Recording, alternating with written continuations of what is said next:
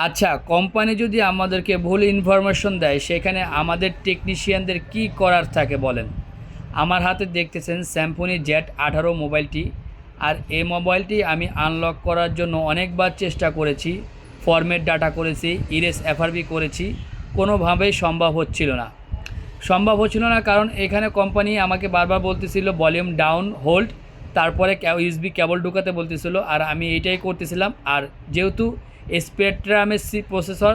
স্পেকট্রামের processor আমরা জানি volume down দিয়ে তারপরে যদি আমি ইউএসবিটা দিয়ে দিই তাহলে কিন্তু ইউএসবিটা পেয়ে যায়, কিন্তু এখানে প্রত্যেকবার হচ্ছিল না, বারবারই একই রকম ফেল করছিল। লাস্টে কিন্তু হয়েছে, আর সেটা কিভাবে হয়েছে এটাই আপনাদেরকে বলতেছি। ভলিউম আপ এবং ডাউন দুইটা বাটনই একসাথে হোল্ড করে যখন আমি ইউএসবিটা দিয়েছি তখনই কিন্তু এটা ইরেজ এফআরপি হয়ে গেছে এবং কাজটা সম্পূর্ণ হয়েছে। ইনফরমেশনটা কেমন লাগলো অবশ্যই জানাবেন।